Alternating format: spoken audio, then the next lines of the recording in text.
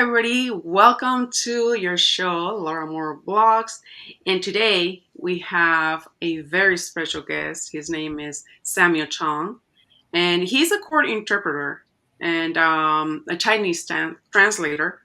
And he will be talking to us today about this interesting book that he sent me. And it's so interesting, guys, that I love it. I love it. Yeah, show us the book. That's the book he's gonna talk about. And I would like for you to tell us a little bit about yourself, Samuel, and then tell us how you came about with this book. Well, I was born in Beijing, China in 1978. I came to the US at the age of 15 and went to high school and UC Berkeley, London School of Economics, and also Universidad Carlos III de Madrid. And I became a paralegal and also a Chinese translator and certified court interpreter. I had a fascination about space when I was young and also the mysteries of the world, the paranormal. I was consciously looking for a book that contains messages from the ETs. I was thinking that if we can learn from the ETs that have an advanced civilization, we could just progress at a much faster pace. Just cut the corners and maybe get a shortcut, and found this book, Thiaoouba Prophecy, because it contains a lot of specific verifiable information and that are really important for us even today to respond to the challenges that we have been facing the last few years.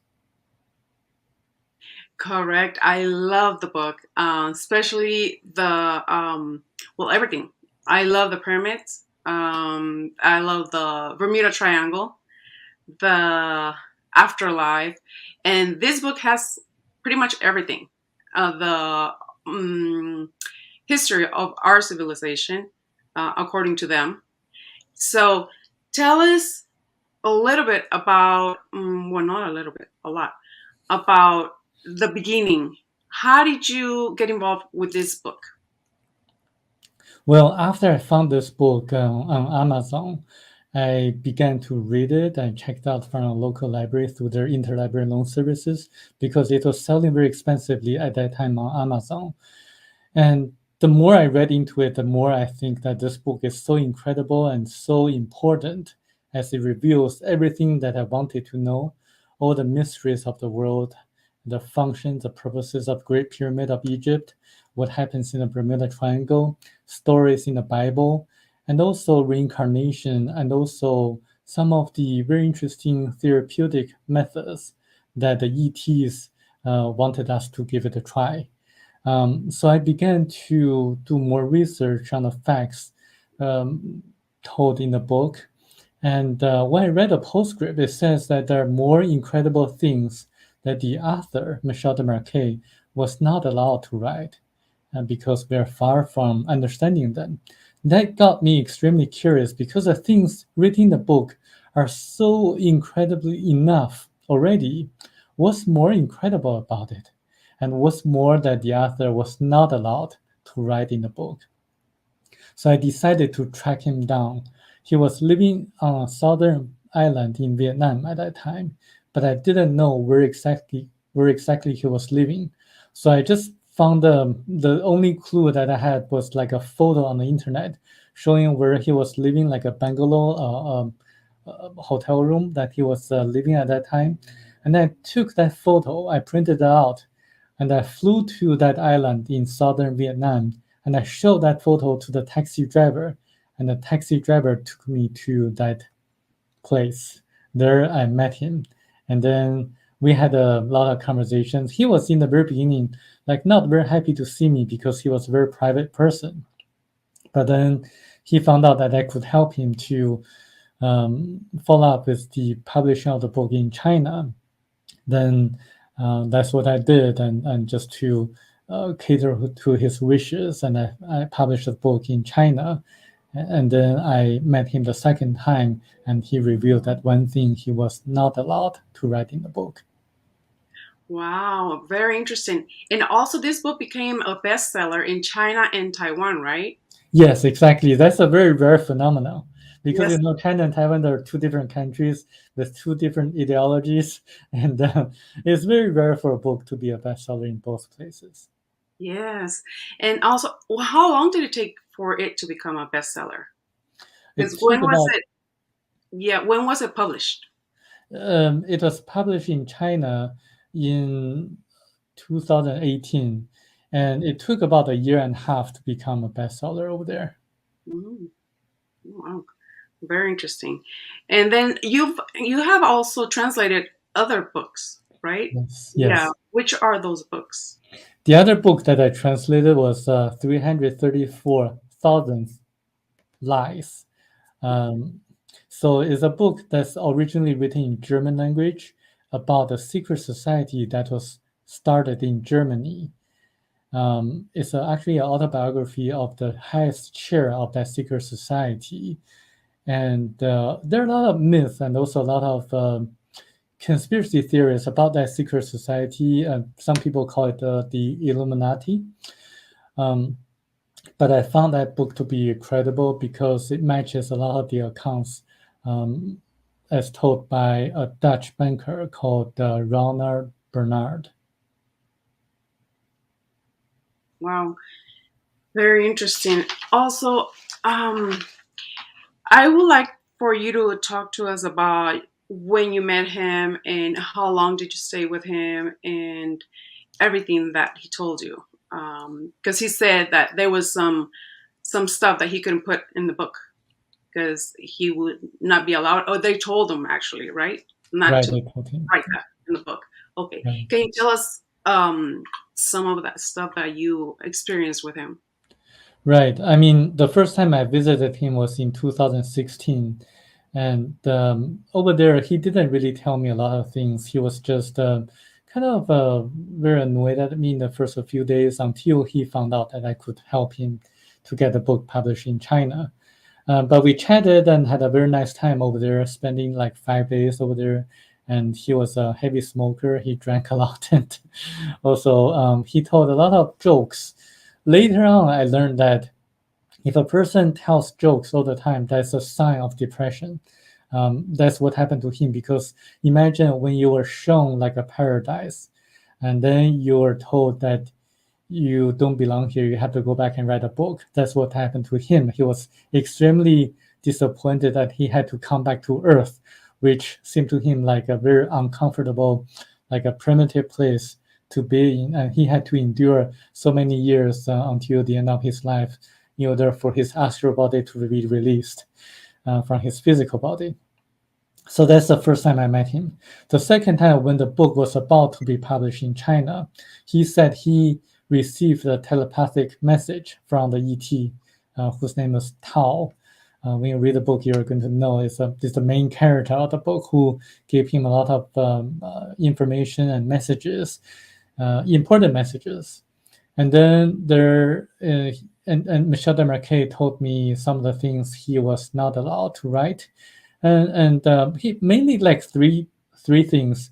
Two of them I can reveal because he said the two things publicly already, and there's another thing that I wrote an article about, giving as many clues as possible, but I cannot reveal the specifics. So the two things I can say, one is related to the Sphinx of Egypt. He says that there are three chambers beneath the Sphinx. That when we are ready, we can open them, and when they're opened, then everything will be revealed, and we'll know everything happened in the past. So it's more like a book of life, or maybe a book of historical records, like a book in parentheses, maybe a book, maybe some kind of device. Um, and then, but we are not ready yet, he says. And the second information is about the grace, the ET, the little grace that we always talk about, that some people suggest that the US government has been collaborating with them to receive advanced technologies. And according to Michel Demarquet, the grays are the ETs actually from a category 1 planet. There are a total of 9 different categories of planets in the universe. We are on category 1 planet, Earth. So the Greys are also from the same category. And they came here just to observe us, to see how we respond to the increasingly damaging immune system that we are having right now. So according to Michel Desmarquet, we have been having this kind of problem since 1948, since the atomic bomb was exploded. And he says that the Greys implanted some of the tracing devices to us, but not as many as some people suggested, only about 150 people or so by the year 1995. So that's the purpose of the implants. And there's absolutely no need to worry about it. There's no danger to the people who got the implants. They just want to see how we respond to the situation that they're facing right now as well. And they're actually a dying race too.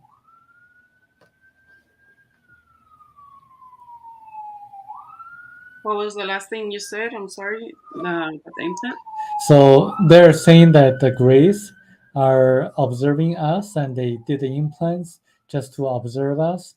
There's absolutely no need to worry about the implants because they're very safe, and and they're a dying race, as we are also a dying race too if we don't change. Oh, wow. So the implants they were put on 150 people. Yes, by the year Was- 1995.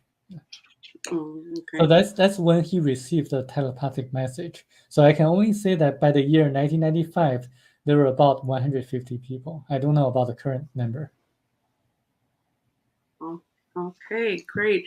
And did he tell you how and why he was selected to go visit this planet?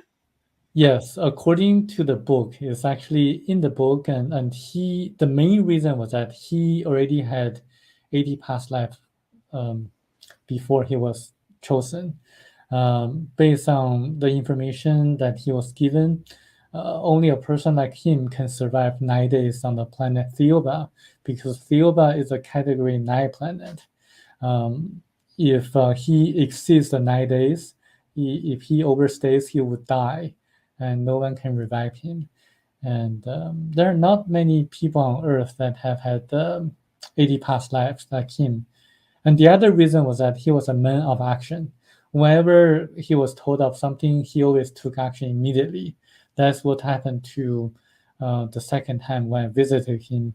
He told me immediately what that one thing was that he didn't write in the book, like within 10 minutes of meeting him. So he was a man of action, immediate action. Wow, that's great.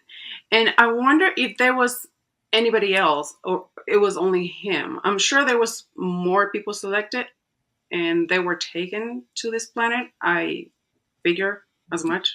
Yes, there were other people throughout history. According to Michel de Marquet, Enoch was another person that he believed that he was taken by the same group of ETs, the Theobans.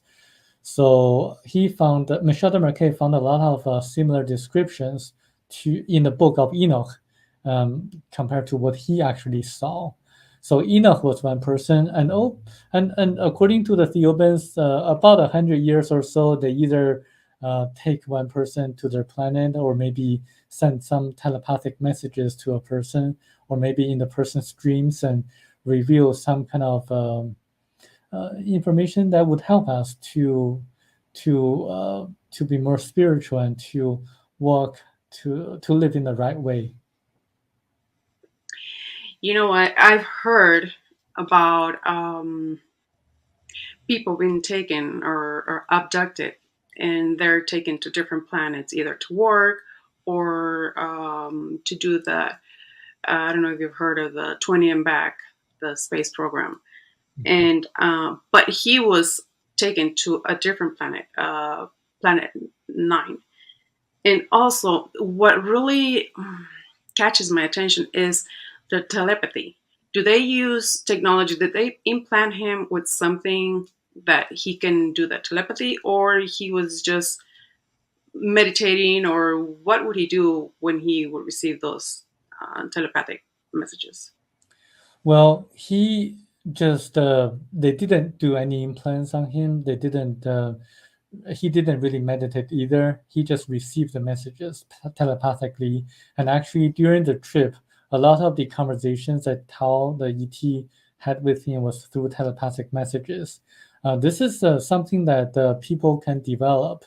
According to the information of the book, in ancient history in Africa, when people were focusing on their spiritual development, a lot of people in Africa had this kind of ability to send telepathic messages and receive them, and also to levitate.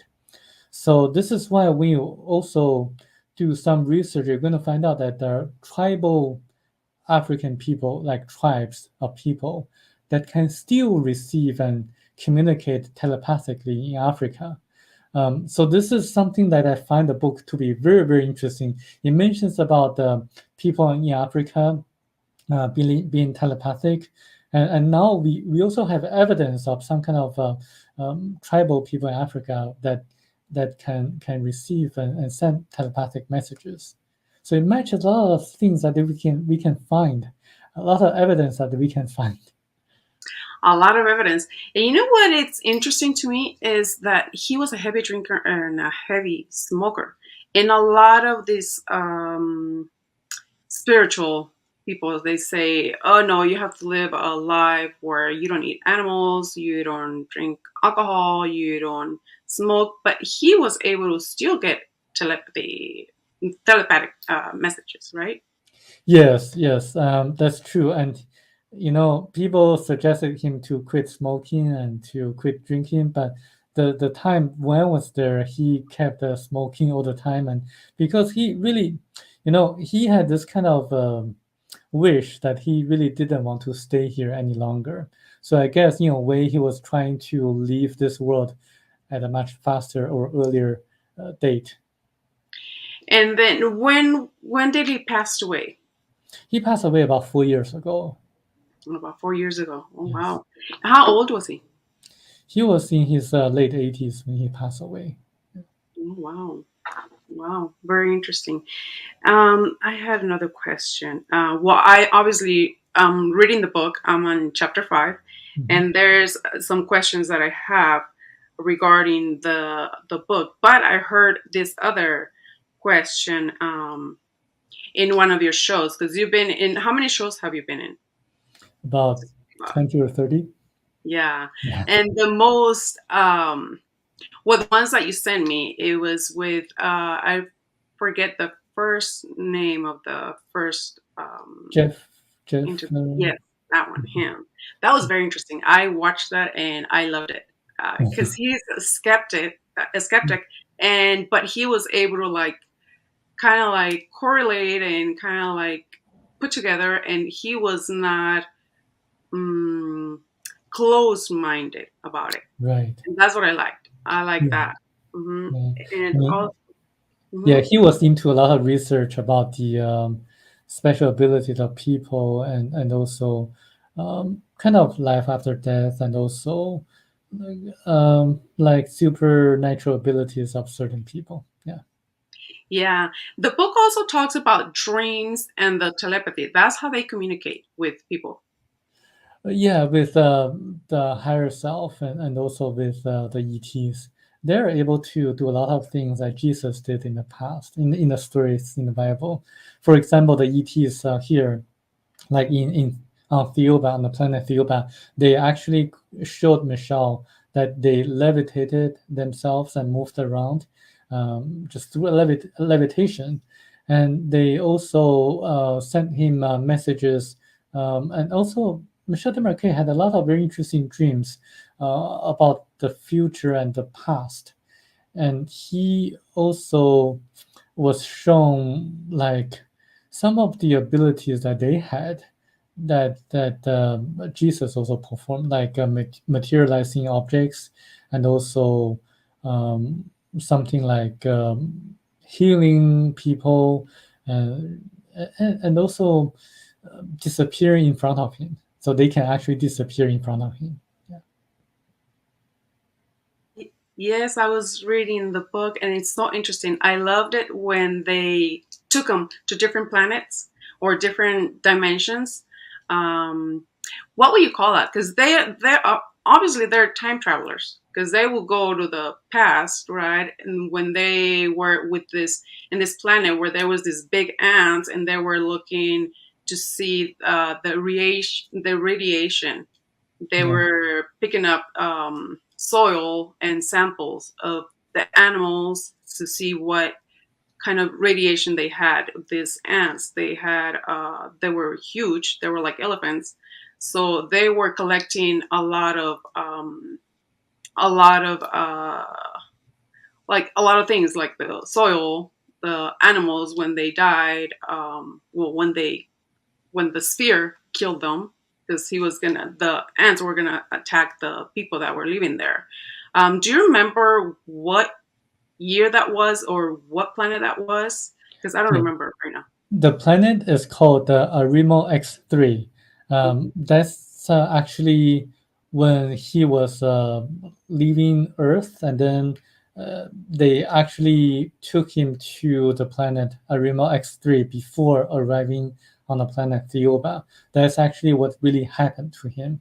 He observed that they were collecting soil samples from the planet that just had a nuclear explosion about 150 years ago. So that on that planet there was a very advanced civilization before, but they had wars.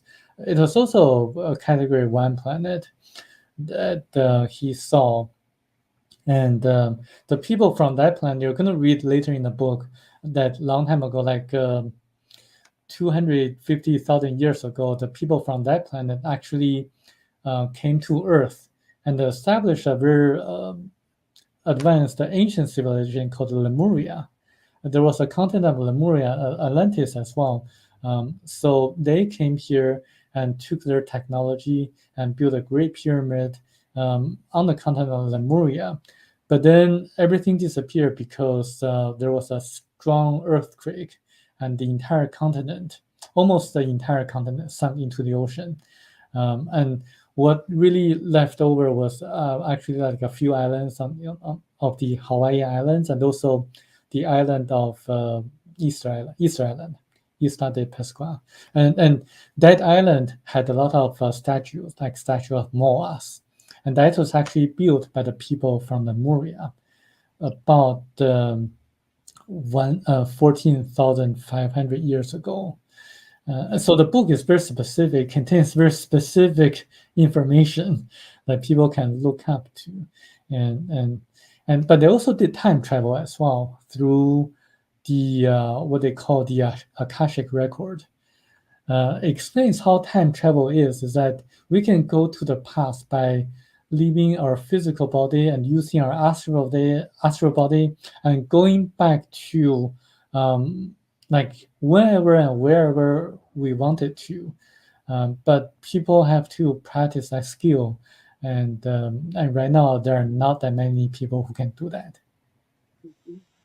I've heard that the government they have this technology that they can go back in the past and the future. They can time travel. There has been programs where it explains, and people have come out, um, and whistleblowers they talked about these projects. Also, do you know how long do they live? These beings? Oh, they actually can live forever because they don't age at all. When Michel K landed on the planet, he saw other ETs on the planet, and they all looked very beautiful, like beautiful blonde women, 9 foot tall, and they all look like in their 30s, and they're just they can regenerate their bodies, and they're forever young, and they have very beautiful bodies and sexy bodies, but they're hermaphrodites. So they have male and female sexual organs on the same body. And and you mentioned about time machine and the government, and it's also mentioned in the book as well. So Mm, remember, the book is written in the late 80s, and it's written that the U.S. government had been developing a time machine, but they encountered some of the problems because they actually should have focused more on the frequency or vibrations instead of wavelengths. So it made me think about the Philadelphia experiment, in which they used certain kind of frequency and to hide the ship, and then the ship disappeared, and enter into another space and time. So the book is actually telling the U.S. government you should focus on the vibrations. It actually, I don't know why, but if they pay attention, they could develop the time machine more successfully. Yeah, and that also talks about the Bermuda Triangle. Yes. Because the what is the Bermuda Triangle? What does it say in the book? I haven't gotten to that. Uh, Okay. Read So that. according to the book, the Bermuda Triangle is actually one of the locations on Earth that's like a portal or a warp, that can suck people into a parallel universe. So the ETs from Thiaoouba used one of the portals or the warp to take Michel de Marquet into where their spaceship was stationed at. So they do that because they didn't want other people on Earth to see their spaceship. So inside the parallel universe, other people on Earth won't be able to see them anymore. So in a parallel universe, time stops and people there don't feel any pain at all. They don't feel any hunger or thirst. So it is very interesting because there's a great investigator called David Paulides that did a lot of research on the missing people in the national parks in the US. And he found people just suddenly vanish. And when their corpses are found, they seem to have a lot of injuries that normal people wouldn't have inflicted on themselves.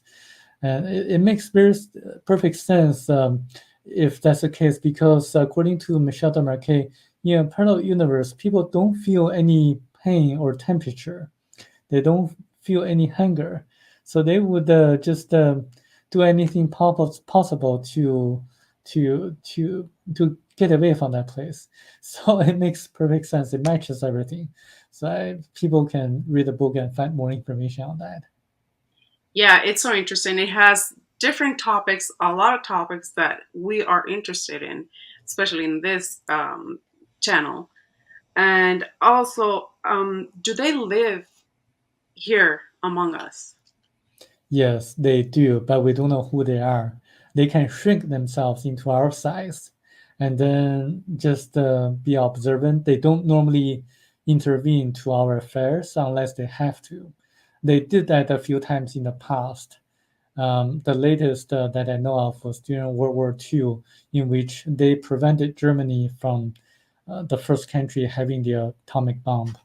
They sided with the US government because they believe at that time the US government was more sincere in ensuring people's liberty and all the different rights than Germany, which was a Nazi government at that time.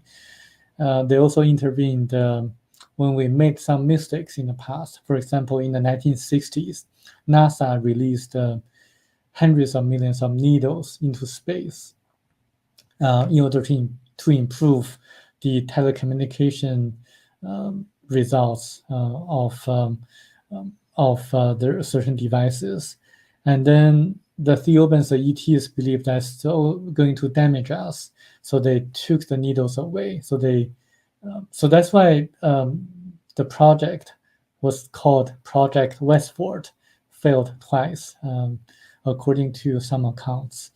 So they intervened sometime in the past, and also some of the stories recorded in the Bible were actually due to their intervention. For example, the stories about Sodom and Gomorrah were due to their intervention, and also Moses parting the sea and leading the Hebrews out of Egypt was actually through their guidance, and also Jesus Christ was actually one of their major interventions about 2,000 years ago. Yeah, they explain the origins of Jesus Christ in the book. That's what I was reading. Also, are these beings, are they the tall whites? Well, not the tall whites that some people say they are. I believe tall whites are one kind of ETs that visited us, but the Theobans are tall, beautiful, blonde, uh, Caucasian people that are hermaphrodites. They can do everything that we can imagine. They can perform real magic, like illusions, on people's minds in a very good way, because they showed Michel de Marquet how they are able to do that. And it's just there are some photos of them on the internet as well. Like when Michel de Marquet came back, he had some artists to draw like how they look like, and they're just very beautiful. But not the tall that you're talking about. Yeah, yeah, yeah. Yeah, he was saying that they're he would actually call Tao Mhm. female. Yes. Yeah. That's what he thought she was, a female. So that's how he would talk about her, as a female. Yeah. Also, I had yeah, the needles. When were they sent into space? Did you mention that? I don't remember. Yes, in the 1960s. In The the book doesn't mention about the name of the project, but some people, there's a good number of people who follow the Thiaoouba prophecy, and they did a lot of research. Some of them found out that it's called Project Westward. That's a NASA project in the 1960s. They released the needles into space twice. I think one was 1963 and the other was 1965. Oh wow, let me see. The spheres. I don't know if you've seen any of my videos where I go do skywatch or investigate different places. And I don't know if you have seen the spheres that I have recorded. Yeah. There's some red ones, which I'm thinking those are they're the, what are they called? Because they send these spheres and they have like a camera, they can see everything on that, from that, those spheres. You think those are the ones that they're using, the technology they're using? I think the ones that you saw are probably from other kinds of ETs. I think the Theobans are being very discreet on what they are doing right now. So if people read the book, they're going to know that there's a main spaceship about 100 meters in diameter, and Mhm. then they can also send satellite, like smaller spheres, as to make surveys of Earth, like as surveillance cameras. And I think they don't want to reveal themselves yet because they're giving us an opportunity to sort ourselves, to get ourselves act together, to be able to really see if we can organize ourselves and to help ourselves. I don't think this the time for them to intervene yet.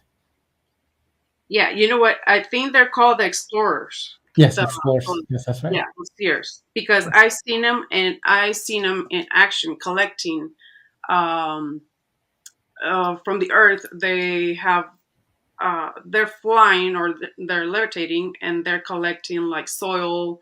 I don't know what they're doing, but every single time and everywhere I go, they seem to be doing something. It's almost like a base for them, and they're working. And I see spheres going into a motherboard, and I see spheres coming down. And I don't know why they're showing me this because if they don't want to be seen. But I think now it's the time because a lot of people have, well, not a lot of people, but people have filmed them. And I filmed them during the day. And mostly all of them, I filmed them in during the night, which is very interesting because once I get there and I start recording with my infrared camera, we can see them with our own eyes. I don't even need to use my camera. I just use my camera because it's you can see it better.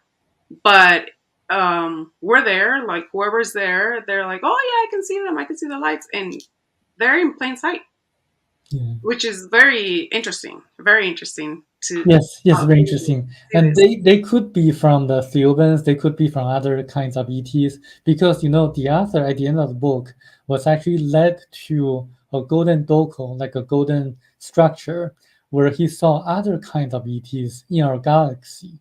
So he saw like some ETs look like us, but not exactly. Like different kinds of ETs in our galaxy that have been visiting us throughout the past.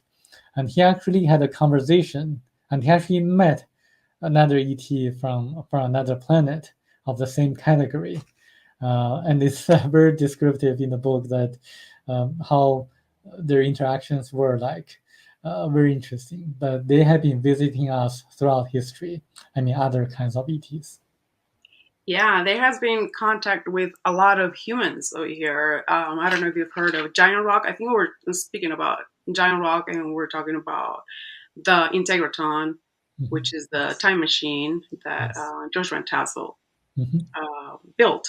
And it was built based on getting the information from the ETs that he was in contact with. I think he was in contact with the Venusians, and they gave him the everything, how to build it and everything. So he built it, and then he died. Yes. Um, on the well, the spheres. Um, can we talk a little bit about the sphere that killed those big ants with a blue beam? What Yes. kind of technology were they using with the being able to kill like all these ants? You're the first person asking that question to me. Really? Yes, yes, yeah. They're using a very, very advanced but very simple technology. It's more like a laser, a blue beam laser Hmm. that can make any organic matter into dust. So they can actually make living creatures dead in an instant second. They were trying to save the people on that planet because they were under attack by this mutated creatures, mutated ants. Um, they were mutated because there was a nuclear bomb that exploded like 150 years before. So those people on that planet were not able to fight the mutated ants off. So that's why the Theobans intervened by killing off the giant ants. And they did that just to help the people out to survive on that planet. And also there's another interesting aspect of this is that human beings are special in the sense that we have 9 different bodies. We have our physical body, physiological body, and also we have the astral body, and all the different bodies. And the animal, like a cow, only has 3 different bodies. And we have a part of God, like a little tiny portion of the Creator in our astral body. So we are part of God, and God is part of us. So God created us just to experience spiritual lessons, I experience everything we do in our lives. So this is another interesting point in the book. But the Theobans were helping the people on that planet, Arimak 3. Yes, I remember they killed the ants because the ants were going to kill those people, and they needed those people to keep on researching, doing the research. So that's when they can get involved. But there's this law, this universal law, which they have to follow, and they cannot interfere with any species that lives in those planets. Um, do they say who made this universal law, or uh, yeah, who enforces it? Well, according to them, there are really well established universal laws in the universe. And I would assume that is made by the creator, the source, the ether. And so they are from a category 9 planet. Their role is to guide us to the right direction. following the order and the universal law, but they cannot intervene directly. They have to help us just by providing certain guidance and to lead us indirectly in certain ways. But we have our own will, like our free will as well. They, according to the universal law, um, they cannot force us to do anything. So it's our own decision whether to follow their suggestions or not.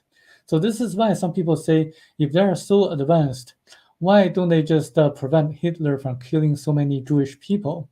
Well, the response is that they respect even the free will of Hitler as well. So it is up to us to fight against the tyranny, fight against Hitler, um, and and they cannot force or they cannot kill Hitler because Hitler is also a human being, and he has his own uh, determination, and they can suggest Hitler not to kill the Jewish people, but they cannot force him not to do that.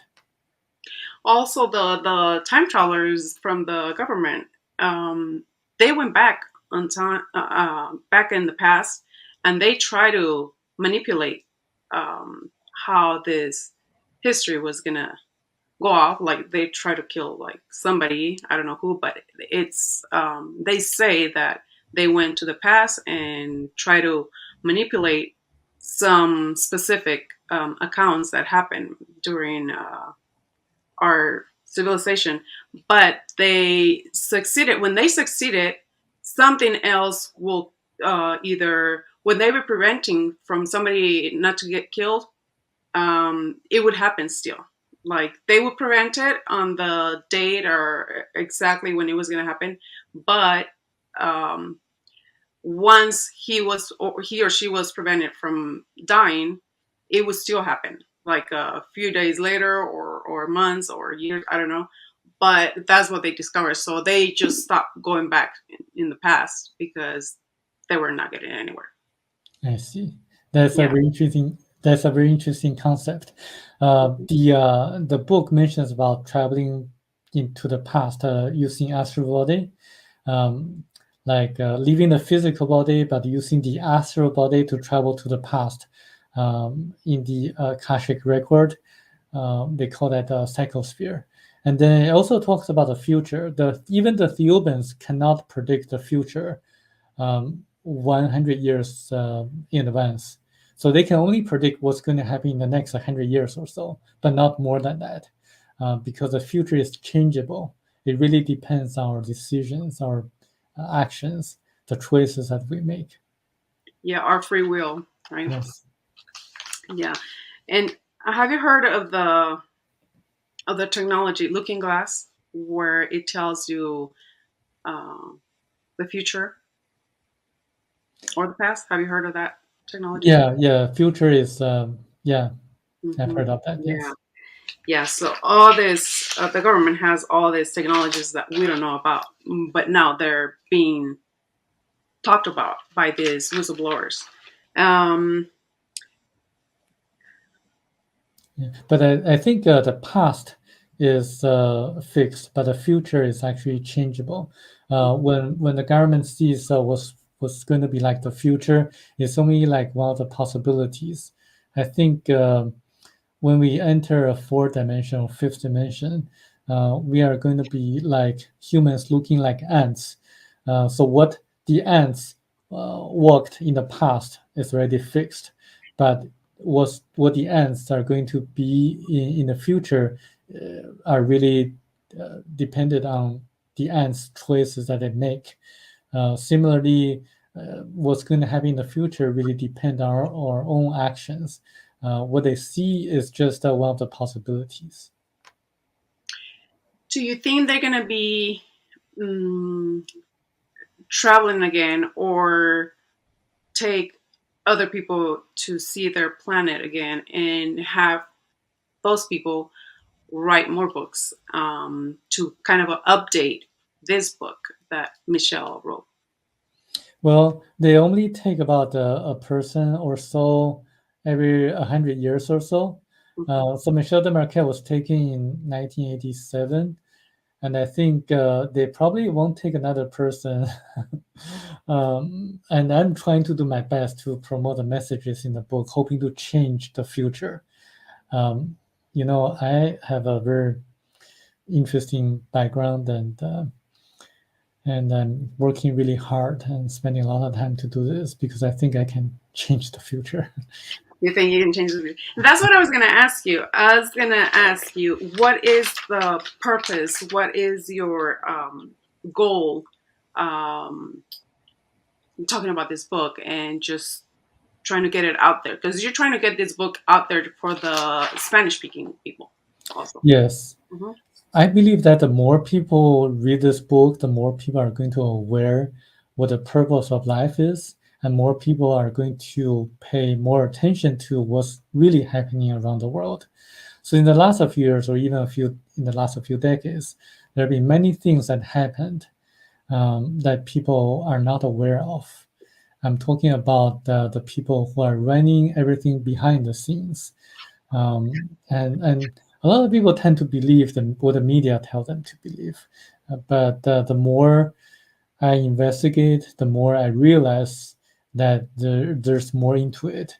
As a Chinese translator myself, I am privy. I have access to certain information that other people don't necessarily have, and especially after I translated the other book, 334 Lies. I know that secret societies and also um, are really like kind of powerful forces behind everything, behind the scenes. The government, the politicians are just puppets. And like Republicans, Democrats, they change every 4 or 8 years. But those people who really run everything behind everything, they don't change. I mean, they kind of control the media, the big companies, pharmaceutical companies, and also energy companies, and also the politicians. So we have to act to, concerted fashion. But in order to know that, in order to act non-violent way, we have to know what's really going on in everything. And I think I have been to a lot of Spanish-speaking countries. I studied in Spain for a year, traveled to Latin America, Mexico, Peru, Bolivia, Argentina, like Chile and Ecuador, Colombia, and Panama, countries like those. And I know that people there tend to follow either the mainstream media, but also the religious doctrines. Um, and this book talks a lot about religion, and and I think there are a lot of insightful information that people got to know, to realize that religion doesn't really equal to spirituality. Spirituality is something that people should focus on, but not religion, because religion is really done by the people, and sometimes they may not necessarily, but they may mislead certain people. Yes, that's what happens with religion. Do you think this planet, it's some kind of experiment? I always ask myself that question. What do you think? I wouldn't say that this planet is an experiment, but I think life on this planet is a valuable opportunity for us to learn, to develop our spirituality and also spiritual development, because we are just like in a school to learn lessons, because we experience everything, and everything we experience is actually giving like a feedback to our higher body, and higher self. And some people, they have passed like would say near death experiences or reincarnation. They remember what happened in their past lives, and they always make mistakes, and they learn certain lessons from their mistakes. And this is what life is about. How we respond to life challenges is actually the key, because we if we are positive, if we know what life is about, we are going to make the right choices when we face challenges in life, like relationship challenges or financial difficulties. And but everything is about love, how we treat each other, how we treat our family members, how we treat our friends, our neighbors. That's the key. It's like what Jesus taught. We have to love each other, and that's the only way to gain insights on spiritual lessons. And how does one do that? I've been in this path, being spiritual and trying to learn about life. Mm, but it's so hard because you have to work like so much just to make a living. And it makes no sense to me that, okay, we were sent over here to experience life. But then when you're in this mm, planet, which is money, is what runs this. And I'm thinking, how did they get to Planet Nine or to be um, okay? We're number one. What is that called? Category one. Category one. So how do they get? How do we get from category one to category two? So what is category two? Do we have the same bodies or do we have more like a light body or lighter? Because over there in their planet, they're lighter, like their body, their mass is lighter, right? Their mass is actually heavier, but the gravity on the planet is actually lighter. Yes, It yes, has yes. smaller gravity. Hmm. Well, it's actually a gradual process. When a person is purified spiritually, then the person is ready to move on to the next level. We actually had inhabitants from category 3 planet. Those are the Hebrews. The Jewish people actually came originally from category 3 planet. So you can see how they're different from us. And they're kind of very distinct and spiritual in a very unique way and good way, actually. But they don't belong here because um, they have to kind of lower themselves to fit into a more like harsher environment. But we have to advance ourselves gradually in order to move to the next level. And what you mentioned about money is something that I like to um, focus a little bit more on because as I actually study economics and financial analysis, so I know what's going to happen in the future in the financial market. So be prepared for a financial turmoil, maybe like a financial recession or depression. But the way to respond to that is to really meditate and also concentrate and ask for help from your higher self, not to ask for help from the priests or pastors or some religious leaders, but to ask for help from yourself, like inside of you. Because in the Bible it says the kingdom of God is within you. You are connected yourself with God, the creator, the source. So when you have difficulties, meditate and to ask for help by praying or by concentrating to what you're looking for.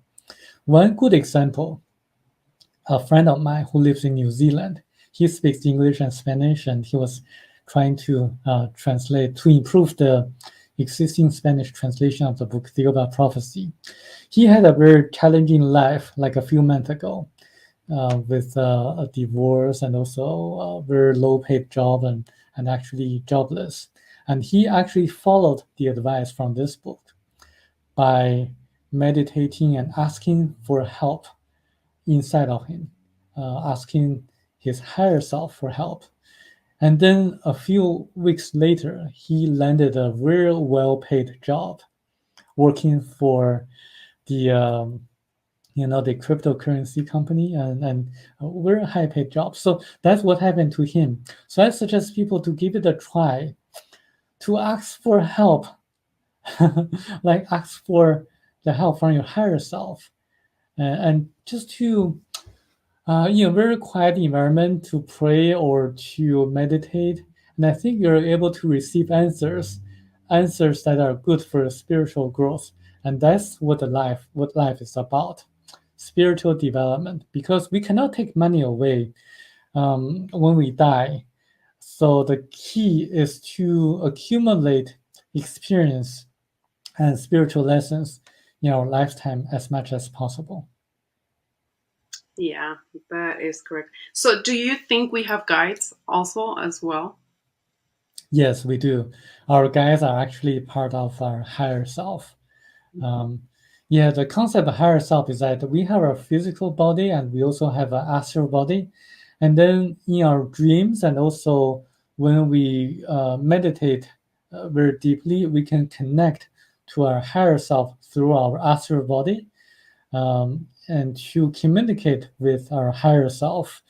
And some people can do that very easily, but some others need a lot of practice. But another example is that a very good friend of mine who could levitate when she was young, and she has a lot of supernatural abilities. She could see through a person's body and to see the internal organs, and she could communicate with the guides of her friends, and she could also tell what's wrong with a specific organ. When she was thinking about doing some good to the public, like um, she was asking for financial help one day to have more people to be more spiritual. And then in her dreams, she was given a number, and then she knew that was a lottery number. And then because she was going to use the money for the good of the people, not for her own personal gain, so she was given that number. And then she told her husband to buy that number, and then it turned out to be the biggest winner of the lottery. Ah.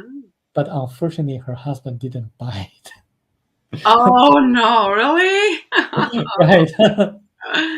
No. Oh wow. What about the new children that are being born? Do you think they're here to help us evolve? I do think so because a lot of people are what they call the people who have a lot of intuition and indigo children, and they do. I think the time is changing. We are entering a different kind of a period of time in which we have to steer the direction towards spirituality, and the indigo children, are helping us, in a sense, to develop our abilities to know more about ourselves and to communicate with the higher realm. Yeah, I believe so. What about the hybrids?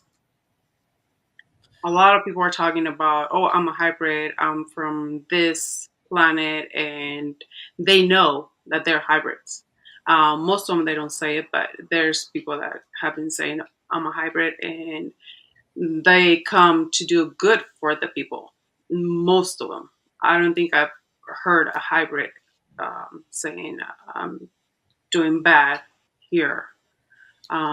Which they do exist, though, the ones that are here to help the uh, the entities that are ruling this planet. Mhm. And I think there are two kinds. The one you're talking about, who are here to help because they remember living on another planet, is that they have the physical bodies of people on Earth, but they remember their past lives and they're here to help us. And there are also like other kinds of hybrids that I heard about this developed by the military of the US government. And I think those are different kinds of hybrids. But I do think they exist. They're kind of special government programs. Oh yes, and they do work with the ETs. They work with different ETs, extraterrestrials. Yeah. Yeah, well, everything is so good. Anything else you want to add, Samuel? Well, you mentioned about the Great Pyramid. I can tell you what the Great Pyramid was about. Yes, so, tell us. So according to this book, the Great Pyramid of Egypt was actually built 17,000 years ago by a very wise and learned person called Thoth, originally from Atlantis. And the Great Pyramid of Egypt was actually built using anti-gravity technologies. And they also used a supersonic vibration system to cut the big stones in a very precise manner. Um, the Great Pyramid of Egypt was built over a 9-year period. Not 40 years, not longer than that, but only 9 years because of this ancient technology that's now lost. The purpose was actually to use it as a tool to capture the cosmic energy. So it's actually an energy center, so that the user of the Great Pyramid could actually communicate with people from other planets. They could also use it to explore a parallel universe or other parts of the universe. And another purpose of the Great Pyramid was to make rain or moderate weather, because by concentrating energy in a certain manner, like what they call orgonal energy by some scientists, clouds could form on the sky, and then rain would follow. So they could actually make rain anytime they want. So this is actually the purpose of the Great Pyramid. So this is why inside of the pyramid, there's no tomb of the pharaohs, because the pharaohs of ancient Egypt used it as a tool, as I mentioned before, for such purposes. And I find that to be very interesting because there are recent studies by certain scientists that actually proves that the Great Pyramid is actually a tool that can actually capture the cosmic energy. Wow, very interesting. Very interesting. So it is technology, the pyramids. And I Yes. also this spacecraft, I was reading in the book that they have spacecrafts. Do they have them here on Earth too, or just in different planets? I'm sure they have them here too. Yeah, I mean, when they visit us, they're going to come with their spaceship, and then they leave. They observe us in a very unique way because they really don't need to be close to us to observe us. I believe they may have their spaceship somewhere on Earth when they visit us, but I think they're trying to, at this moment of time, they're trying to give us the opportunity to see if we can change our ways of living on our own without their assistance and without their intervention. They intervened in the past when they had to, but they're actually giving us the opportunity through Mashada Marquez's book to see if we can be enlightened and to change our ways of living. So, do you think we're living in the past or in the future? Because the pyramids, when were they made? So there's a lot of great pyramids that were made in the ancient past. Um, like the Great Pyramid of Egypt was made 17,000 years ago. There was also another pyramid on the continent of Lemuria, about the continent that sunk into the ocean 14,500 years ago. That pyramid was actually 3 times as large as the current pyramid of Egypt. And then, because the continent of Lemuria, Atlantis, sunk into the ocean, the technologies were lost because the people on the continents didn't really pass their technologies to other parts of the world. They kept they kept them as secrets. Um, so that's why, like when you see in Latin America, there are also pyramid structures, but they're not nearly as advanced as the pyramid of Egypt because they were trying to imitate the pyramid in Egypt and also on the continent of Lemuria, but they couldn't build it. They couldn't build the same way because they didn't have the technology. So that's why you have a lot of imitations, but you don't see exactly the same kind of pyramid in Latin America.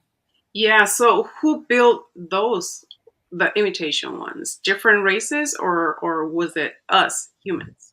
The humans, the Incas, the Mayas, Hmm. um, and especially the Mayas, they had certain technology like the calendar system, which is extremely sophisticated. But in terms of pyramid, they didn't have the anti-gravitational technology, and they didn't have the supersonic vibrational system to cut the stones the way that the ancient Egyptians did. So that's why you see the pyramid are so different. Yeah. Yeah. Yeah. What about the Anasazi? They a lot of people say that they're the time travelers, and they're coming back from the future and giving like information. And we have the wingmakers, which I was talking to you about earlier. But the wingmakers, they're saying they're the time travelers from the future, and they came over here and left in these caves in 21 chambers. They left paintings, they left music, they left some technology, and that we're supposed to discover it. And from there, we're gonna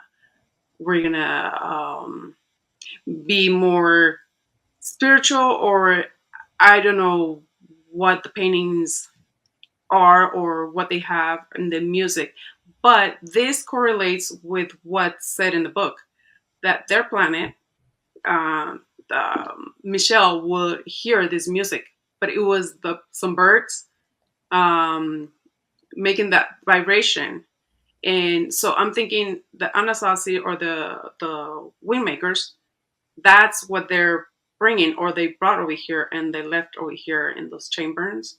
And when we discover it, I guess we're gonna learn from it, because the researcher that was researching the music and the paintings, he would um, he would tune into them, tune into the paintings and tune into the music, and then he started talking to these people, the windmakers. They started communicating with him by telepathy and in dreams. So that's why I'm like, oh, okay, the Anastasi were time travelers too. Yeah, Yeah, that's a very interesting corroboration, and yeah, it could be true, and also it could be like very interesting that they're probably part of the ancient civilizations as well, or they're time travelers from the future or from the past. I mean, it could be many possibilities. yeah, yeah. I was just um, remembering what I was reading in the book, and I'm like, oh, you know what? This sounds kind of like the Waymakers, because the paintings, they look very modern. They don't look. They have like Picasso stuff, and then the music. It was hard for him to. It had some coding, and he couldn't figure it out. So he started communicating with the paintings and with the music, because there was some disc. I don't know how that is about, but he started getting the information by telepathy. These entities or beings from the future, they started talking to him by telepathy. So it's very interesting, all this stuff, and everything is hidden. And they're saying that, oh no, that didn't happen. The Waymakers didn't happen, but it's very interesting. I would like for you to research that, because you're gonna be amazed. Because he talks about the controllers. Where are the windmakers The located? Windmakers, they have a website. It's called the Windmakers. And And the there's location where they found the music or the oh, paintings I think it was where the Anasazi were. The in New Mexico, in Mexico? Utah, somewhere over there. I see. Yeah, there Mm, were some caverns, and they found them, and they closed everything down, and you know how it is. yeah. Once you find something, Mm. yeah, it's very interesting. I really recommend you uh, read up on that, or watch videos. It's very, very interesting. I'll take a look. Yeah. Yeah. Yeah. And the spacecraft, it says in the book how they travel. Um, Yeah. and what really caught my attention is that they have spacecraft everywhere. When they were talking about Mars, and but they were not originally from Planet Nine. What was their planet of origin? Well, the Theobans were actually, I mean, as far as I know, they live on the planet Theoba, which is a Category 9 planet, but they travel. They're actually in charge of guiding us and other Category 1 planets in our galaxy. Actually, one of the three Category 9 planets. And their role is to be our mentor, Hmm. and they travel quite fast, multiple times of the speed of light. Um, and it doesn't really talk about where they originally came from, but I would say that a lot of the residents were evolved first from Category 1 planet and Hmm. then moving upwards. And then some of their Tauras, like the Great Masters, they can rejoin with the Great Ether, the Greater, or the Source. So it's more like a cycle. Yeah, because they say in the book it says that their planet was cooling down, so they went and Yeah. searched for different planets, Yeah. and they found two planets. That they found Earth, and then was it Mars? I believe. Yeah, actually, you're talking about the people from Arimo X3. So Hmm. the Yes. planet that just had a nuclear war. So Yes. the residents from that planet, about 300,000 years ago, because of overpopulation and the planet was overcrowded, they were looking for another planet to migrate to. And because they were on a Category 1 planet, they were also looking for a Category 1 planet to migrate to. So they came to our solar system. They visited Mars and found life on Mars about 300,000 years ago. Um, so now we have evidence of life on Mars. But Mars at that time was cooling down. The core of Mars was cooling down. So when the core of a planet cools down, it doesn't have the electromagnetic force to capture the atmosphere anymore. So if there's no oxygen in the atmosphere, then life or people would die on the planet. So that's what happened on Mars. So and also the resources on Mars was scarce.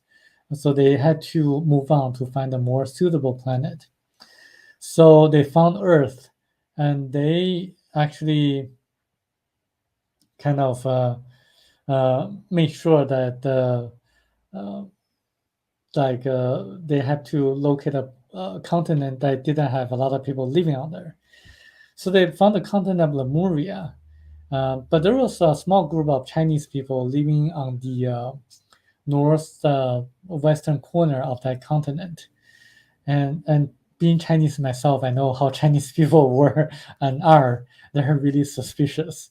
So they had a war with the people from Lemuria, from the Arima X3, and so the people from like Arima X3, they kind of got back to their spaceship, and they thought that building like a base on the moon was a good idea. So using that alien base, that ET base on the far side of the moon, as a transfer station to migrate their people from Arima X3 to Earth. So that's why we see now that some people say that on the far side of the moon, on the back side of the moon, there are ET bases. So here you are, the book explains, oh, who built the ET bases and the alien bases. And it matches a lot of the newer evidence that we have now.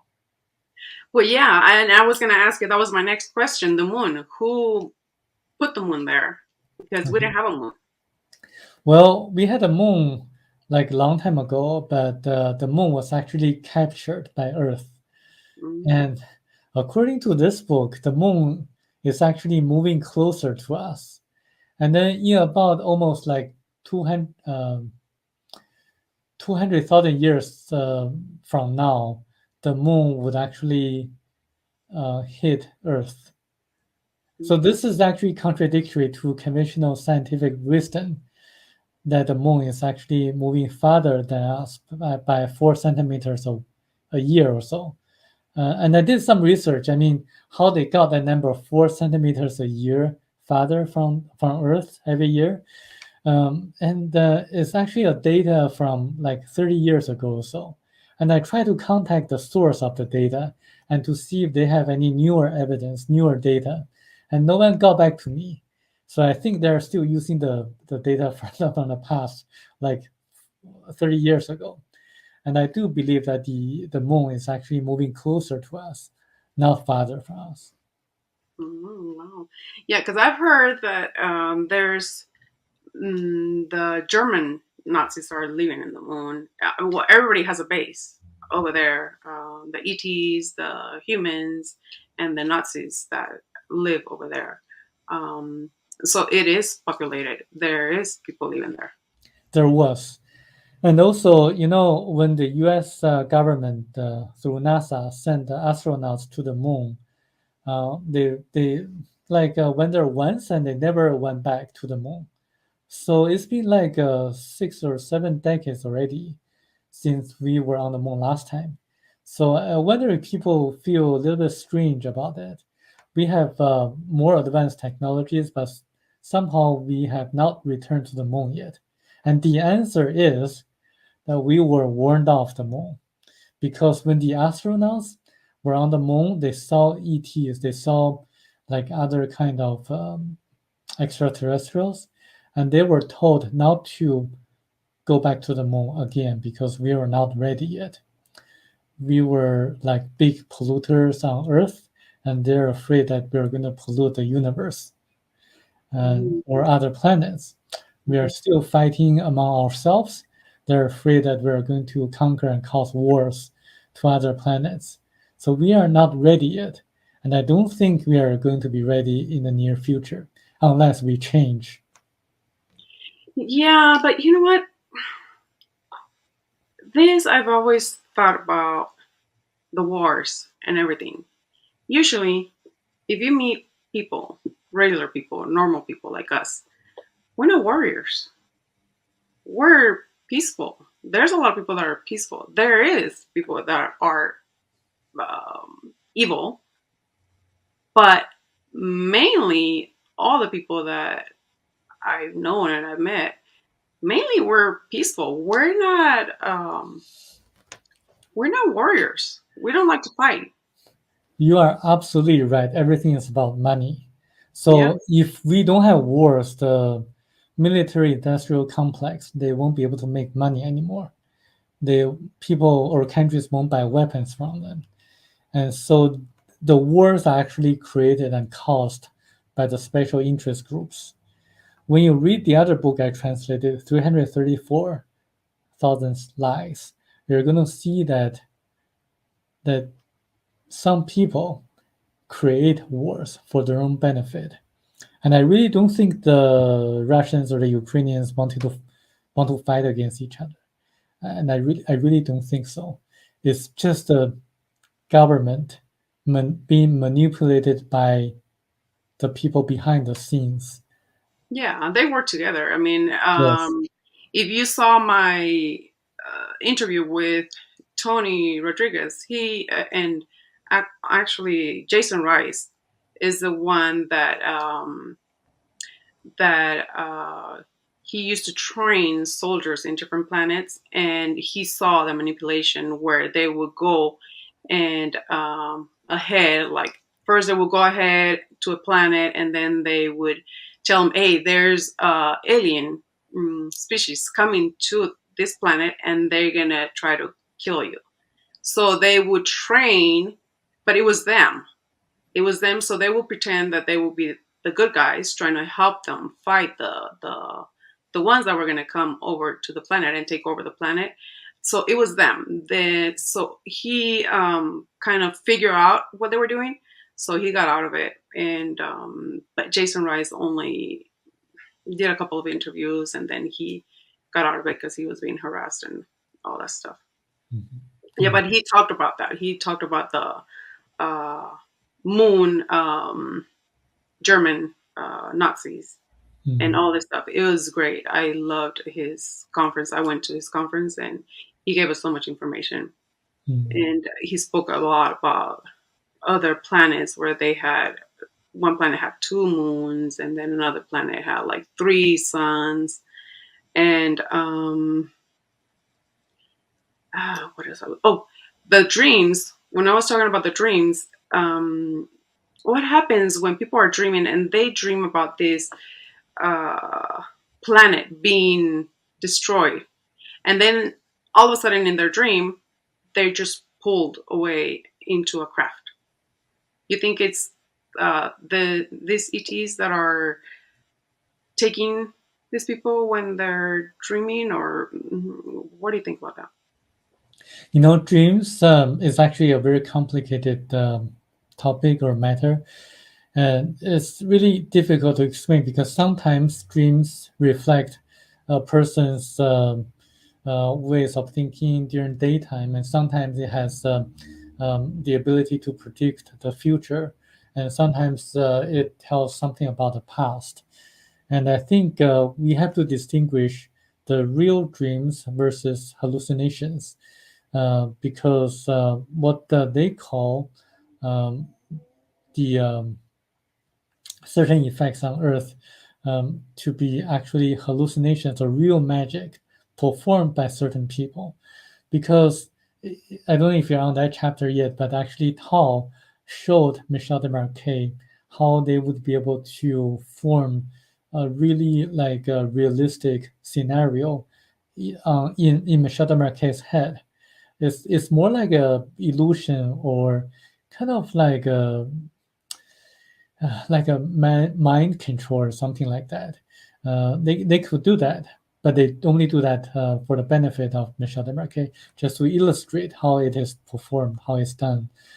But there are also other, like there are also real dreams, and I think I don't have sufficient knowledge to talk about it, but I really want to know more about what dreams are. Yeah, well, and I don't think anybody has been able to uh, say what dreams are. They're saying, okay, you're in the ether, and but really, what are you doing in dreams? Because I dream, I have a lot of dreams, and my dreams are very specific. I have very a lot of detail about a specific dream, um, and it could be my past lives, it could be the future, it could be multidimensional or parallel lives that I am living, or I don't know. My dreams are really, really. I could write a book about my dreams. Do they give you suggestions or advice on life? You know what? They show me uh, when planets are being destroyed. Like there's an earthquake. There was one where there's an earthquake, and then I was looking at the people going down this crack, and I remember crying, and I was telling when I was pulled. I was pulled. I'm always pulled away when I'm about to die or whatever. So I'm pulled away, and I'm asking I'm crying, and I'm asking them, do they suffer? Like the people, do they suffer? And they told me no, they don't suffer. As soon as they're about to die, their spirit, um, it's out of their body. So that's one dream, and then I've had other dreams where uh, the planet has been destroyed, and again, I'm pulled away, and I'm going into a craft. I know that I'm going into a spacecraft because I just feel it. Like they just pull me. And then there's other ones where I'm working. I'm doing military stuff. Um, some in some of those dreams, I'm working in a planet. There was this planet that had red soil, and I believe that was Mars. But I was building cabinets, kitchen cabinets for some military people, I believe, and And it's funny because everywhere I go, everywhere I dream, I always have my camera or my phone, and I'm always recording. Like this planet that had two moons, I was recording the moons, and then the other planet that had the three suns, I was recording the suns because, and I said, I need to record this because I need to show the people on Earth. I'm going to show them proof. I'm always trying to show them proof Mm, that these other planets exist. So it is funny. That red planet, I had my phone with me, and I remember seeing military like far away, and I was with my friend. We were like in lunch or a break, and I remember hiding. We were hiding in this field, and then all of a sudden, I just got up and took pictures of the planet. And my friend, she sat me down and she said, "Don't do that because we're not allowed to do that." And I'm like, "Well, I'm taking pictures because I need to take this evidence with me." And I always check my phone. I'm like, I wonder if I did take pictures, and I have pictures on my phone. But no, it hasn't happened where I have pictures on my phone. yeah. The description that you just gave about the earthquake, how you were pulling up, that's very similar to the description in the book about the destruction of the continent Lemuria, how the continent sunk into the ocean. Maybe when you read that chapter and to see if I'm there's gonna any kind of remember. resemblance. Yes, yes, I'm gonna remember because I remember the big earthquake, and I remember all the people falling. To the And I crack. always dream about water, like being underwater, or the planet it's underwater. Mhm. There's a lot of those dreams, and I'm scared of the ocean. I really don't like to go in the ocean. I'm scared. I'm scared of being in like a big bodies of water. You know? Mhm. I see. So it could be that I'm remembering something. What about Shasta? What about the inner cities, the underground cities, or the yeah, the Agarthians and all those people? Well, I actually think that well, the core of the Earth is actually really hot, just like what the conventional scientists would believe. And this is why when a planet cools down, it loses its atmosphere. Um, but I do believe there are underground tunnels built by the military, the U.S. government. But there may be the possibility of underground cities, as you mentioned. But I haven't really been able to see any proof or evidence of that. So I don't have a lot of knowledge of it. Yeah, because a lot of people say Telos. I don't know if you've heard about Yeah, I've heard Telos of those. and the Agarthians, Mhm. the Adama that lives over there, the city that lives over there. I actually had interview some people that have seen them. They've seen them. They're not physical because they're more in a sphere, like the ones we saw in Shasta. They're Mhm. spheres, and then they become uh, entity, Mhm. a being, and it's very interesting. Once you have some time, I'll talk to you about that because it's very interesting. You're gonna like that. Mhm. Those experiences from those people, and that's what I was looking for when we went to Shasta. We just went in September, Mhm. and we were able to record the um, the spheres, and also the it was during the day. I recorded some beings there, so it's very interesting. But I'll You talk know, to mhm. you about that. I have been to Mount Shasta as well. And also I was looking and researching information about UFOs at that time. And I felt at that time that there is a kind of like a warp or portal to a parallel universe in that area. And I really do believe so. And I think it's more like a natural phenomena. It's something that people can use kind of modern technologies or device to do additional research in that area. Yeah. Have you been contacted by any of them? No, the reason is that in my subconscious mind, I'm trying to do the best I can without their assistance. So I am like this. If I want to solve a mathematical problem, I learn the most if I don't receive any help, outside help. Mm, So in my dreams, I always have this kind of wish that they don't contact me and just let me to get most out of my life here. I have yeah. a mission to spread the messages, and Mhm. I know that if they help me, I could do a much better job. But I'd rather not to, so that I can fully experience the challenges in front of me. Yeah, yeah, that's great. That's great. Anything else you would like to talk about? Oh, the book also mentions about the human energy field or auras. I know a lot of people in Latin America and also in Spain, they can see auras. They're naturally born this way. And this book specifically mentioned that that's a very important skill to have, because auras can tell if a person is a very nice person or not, or if a person is lying, and or if a person has any physical illness. And I'm trying to develop like an aura camera, a one that's different from the one that's on the market. Because the one on the market, you have to put your hand on the sensor.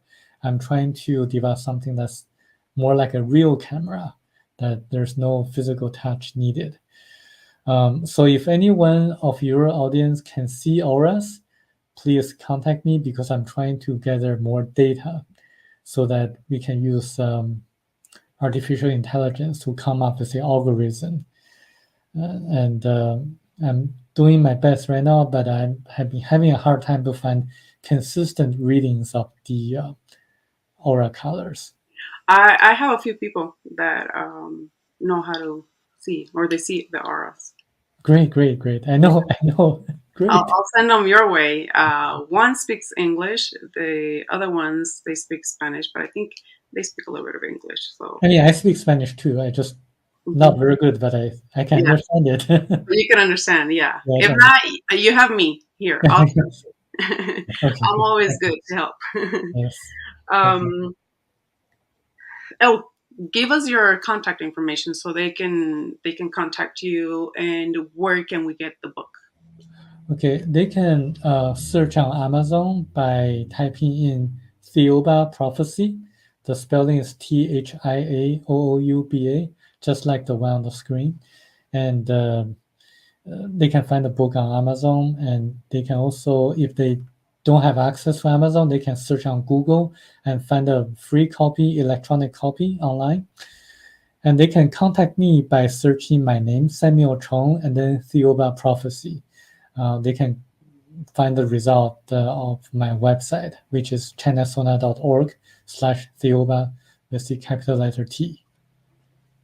Okay, and then I'll put that description in the description box. I'll put all your information, your contact information, and the name of the book, where you guys can get it.